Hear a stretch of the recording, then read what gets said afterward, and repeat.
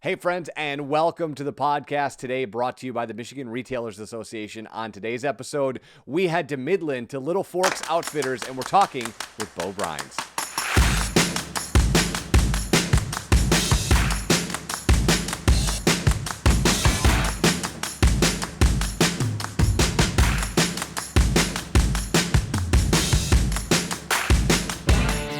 And as I said, my guest today, Bo Brines. My friend, how are you this lovely afternoon? I'm doing great. It is a beautiful day. It absolutely is. And we've got lots to talk about, Bo. And I obviously want to start with the place where you are currently running the world from, which is the Little Forks Outfitters. Can we talk about, I mean, the story of this place is spectacular, and we will get into this, but I imagine in the last 3 years, as what seems like half of Michigan discovered there was an outside, might have probably changed your business a little bit. So let's talk about maybe the Outfitters and kind of what people are doing with you guys currently. So Sure. talk about Little Forks and how it all came to be. Yeah. I mean, we've been it's a great place to be in the midst of a pandemic because everyone was looking to do things that they could social distance, and everyone was getting outside.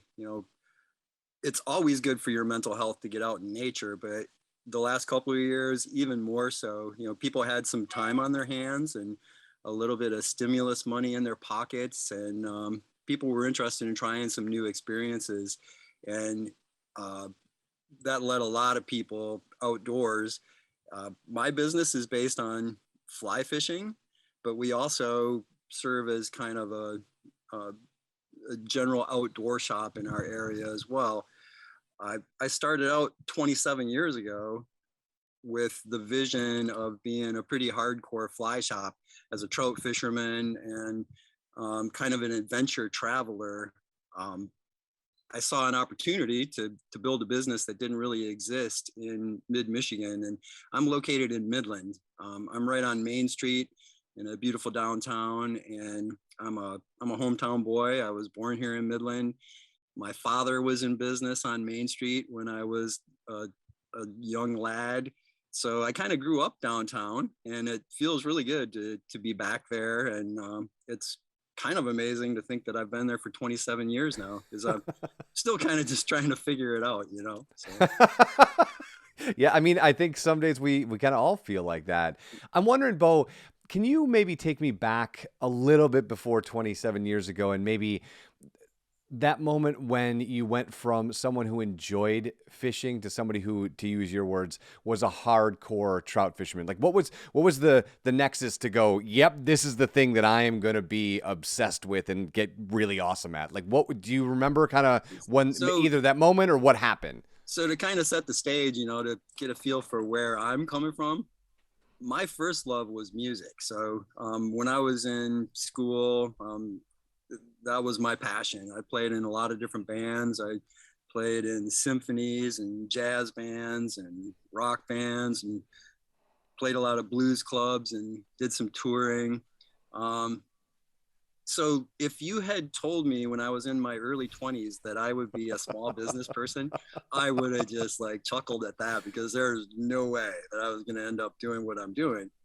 Um, but I got into my late 20s, and my father had a business. So our family business was office products, and he had a partnership earlier in his career, but he saw an opportunity and broke that business off and started his own business in the early 70s.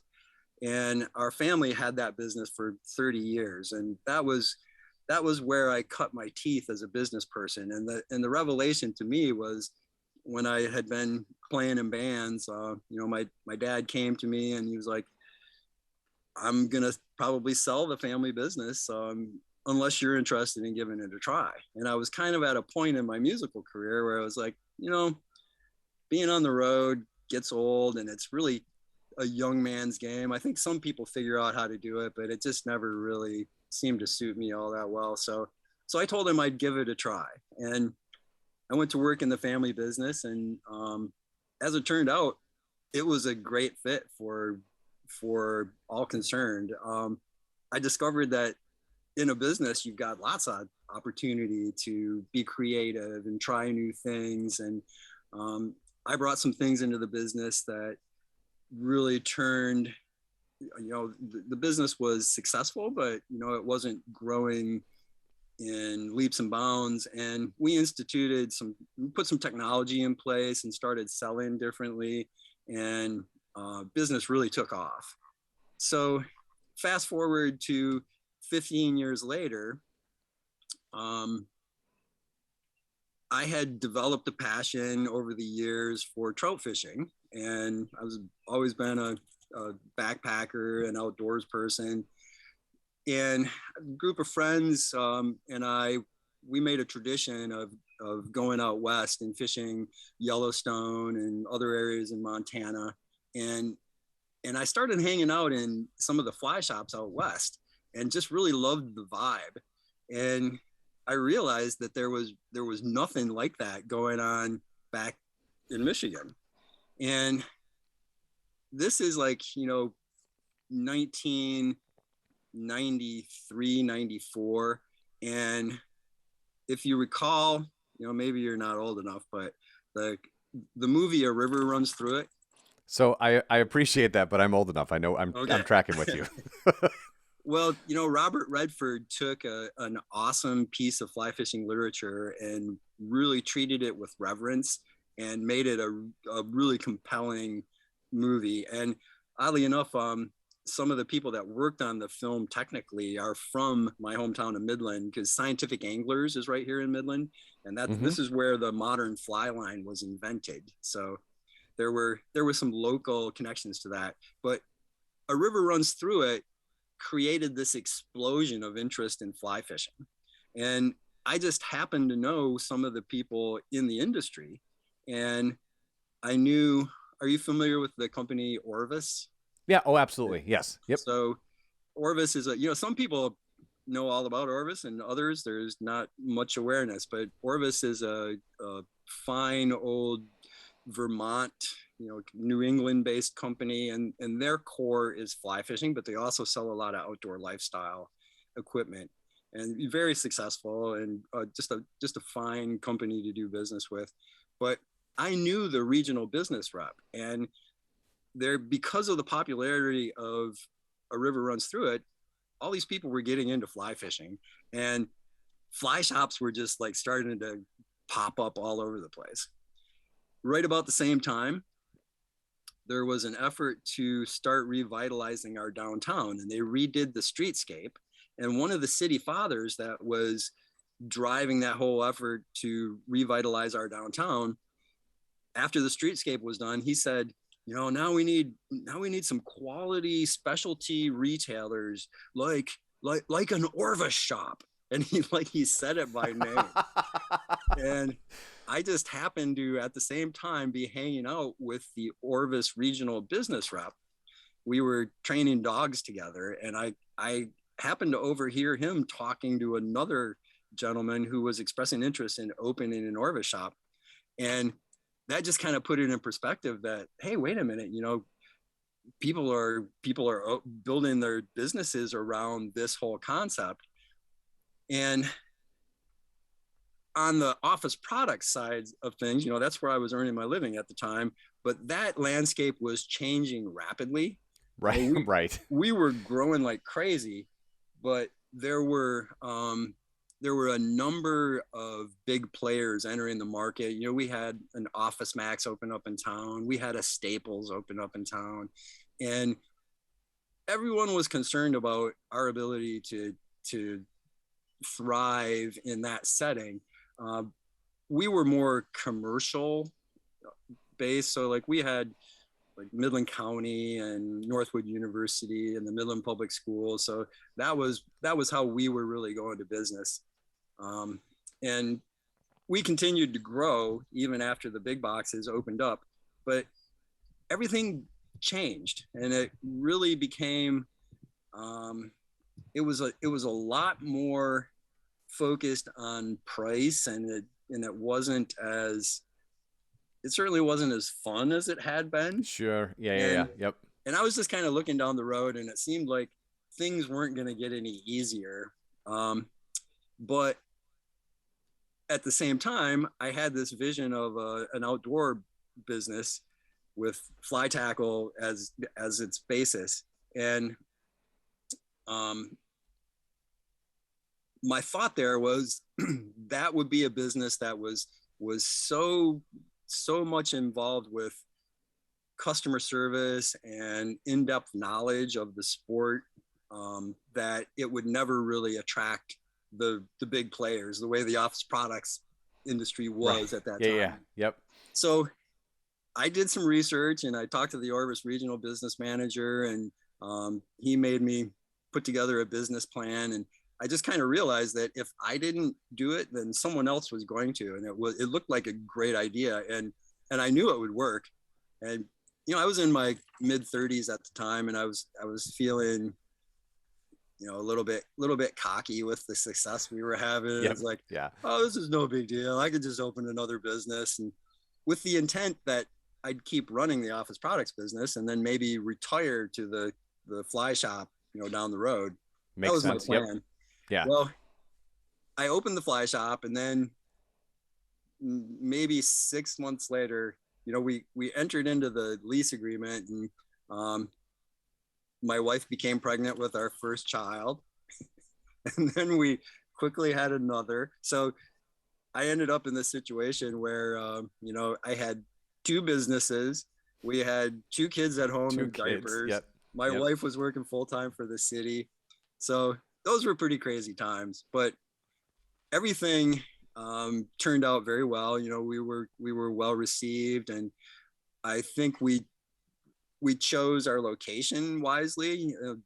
6 years later, I ended up buying the building from the guy that I was leasing it from, and that's been another passion of mine, has been being involved in helping to revitalize our downtown. And I don't know, have you been to Midland lately? Do you ever? Absolutely. Yep. Yeah. Yep. So we've got a lot going on.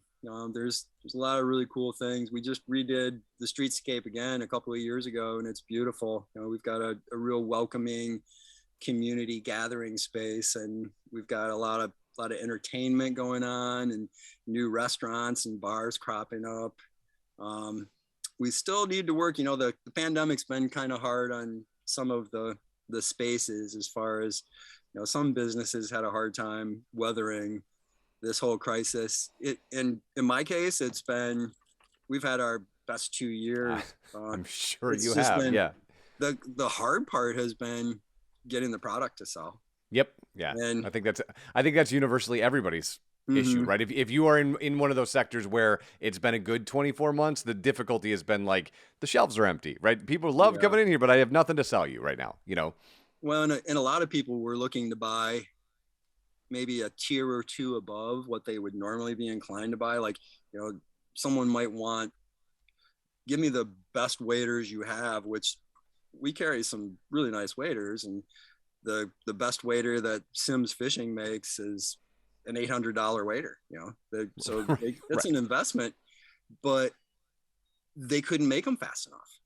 So like we had, it's been very fruitful for us, but it's also been really frustrating, because I can imagine. Today's world, if I don't have the product, people can just get on their phone, and generally someone is going to have it. And that was one of the things, like when all this started, I think that was one of the things I did that was smart in hindsight. And I just kind of saw the writing on the wall coming as far as inventory supply. And I took everything that I could get, and a lot of dealers were canceling orders.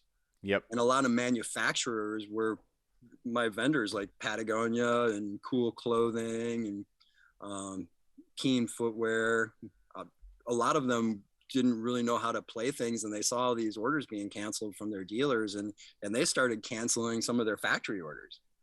So what looked like it was going to be a real tightening of the market, once we were able to open up, with the first couple of months, we were closed by order of the governor, and I was the only one allowed in the shop. So I was getting whatever orders I could off the web or Facebook. People were Facebook messaging me, right, and calling the shop. And anyways, what actually happened, instead of things tightening, Once we were able to open back up, it was just gangbusters, and it has been right up till this point. So I do start to feel things maybe with the interest rate going up and the cost of gasoline and you know, groceries. Now people, their disposable cash is a little, it's strained. You know, there's a lot of different places that people's money are going. So that leads me to my next question, Bo, is like, as the chair of the board of the Michigan Retailers Association, you're obviously intrinsically understanding the ebb and flow of retail business in normal times, Sure. and now enjoying learning the ebb and flow of the retail business in and around a global pandemic. But what I wonder for you, what does being the chair of the board entail? And why should consumers care about the Michigan Retailers Association? Because like I said before we started recording, this is an organization that for most consumers, they don't know even exists. Right. Yeah. Like I have to say, I'm very proud to be associated with Michigan Retailers, and I'm incredibly honored to be chosen as their chair. You know, it's a small specialty retailer from Midland, and I'm sitting on the board with folks from Target and Meyer and Kroger, uh, some very successful jewelers and shoe retailers from around the state. So it's definitely an illustrious company. And as an organization, me personally, I've learned a lot from just being around not only the staff, but the other board members as well. You know, we exchange information. And the staff has always been just top notch. And one of the things that I really enjoy about Michigan Retailers is they understand the entrepreneurial spirit and what it is that's driving us as business people. They totally get it, and that's why Michigan Retailers as a state organization is very successful and continues to grow. Early on, back in the 80s, the leadership of Michigan Retailers, and oddly enough, back in the 80s, I was a member of Michigan Retailers with our office products business, and I used some of the services that they provided. Yep. One of the key things back then was workers' comp insurance. And that was a great place to go, that I knew I would get a good rate, and I knew that they understood the implications of a business like mine and what the workers' comp policy needed to entail. But the thing that kind of really changed the fortunes of Michigan Retailers was they decided early on to get into credit card processing. So that's one of the services that the association offers its members, and it's key helping keep some of those rates down for members large and small all across the state. Recently, within the last few years, the insurance side of the portfolio also grew.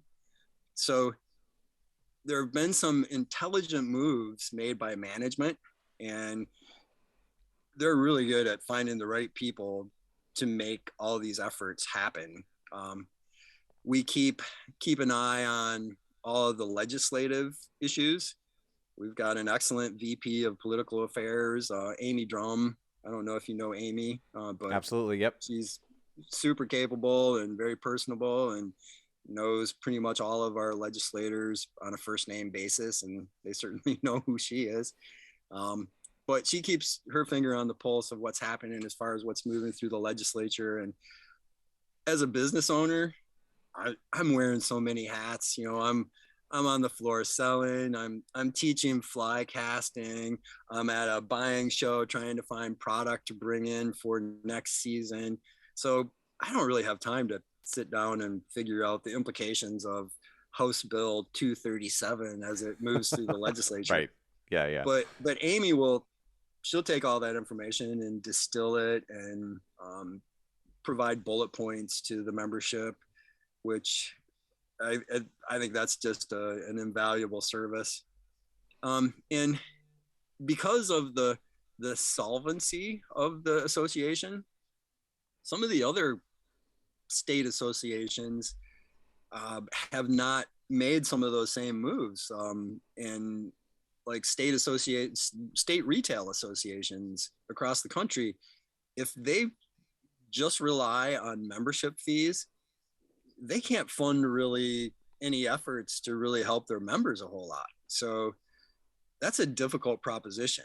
But in the case of Michigan retailers, we've been successful enough that some of the other state organizations, the Michigan grocers and the Michigan hardware store owners, recently decided that they were going to combine their operations. And these were two separate incidents where the grocers joined Michigan retailers and then the hardware store owners joined Michigan retailers. It's a common mission anyways. So Right. Yeah. It makes sense that we're all housed under the same umbrella. And the input from some of those guys, there's some real savvy operators. And I have to say, everyone that's on the board that I interact with, that not only are they savvy and good business people, but it's just a real moral, good natured, there's a lot of good people. So it's been really rewarding. So, Bo, as we wrap this up, if people have an interest in fly fishing and want to reach out to you, what is the best way for them to do that? They can reach me via email at bo@littleforks.com, or you can just give me a call at the shop. The shop number is 989-832-4100. And Awesome. it is, we're kind of at the peak of the Michigan trout fishing season right now, because the largest mayfly in North America is just really starting to hatch on the Au Sable and Manistee systems. And that's when some of the biggest fish in the river are caught. So, And I mean, trout aside, you've got a photo of a carp on your Instagram that's also an incredibly huge fish. That thing is incredible. well, that's like right here in town. Like what I know, we but don't it's have in Midland. huge.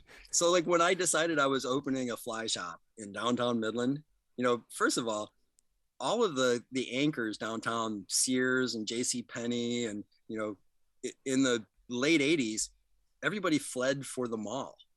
So like downtown was, that's why they needed to revitalize it. Yeah. So when I decided I was going to open a fly fishing business, and I decided I was going to open it downtown, I got a lot of quizzical looks from people. They're like, "Oh, fly fishing business, okay," and downtown, huh? So, but I had a vision, and thankfully, it's like the rest of the downtown community and the Midland community has been very supportive. So there are others that shared my vision, and we've just kind of made it happen. So it's pretty cool. All right, Bo, I will let you go. Have an amazing weekend. Get out on the water, and we will talk to you again soon, my friend. I appreciate it. Thanks, Eric.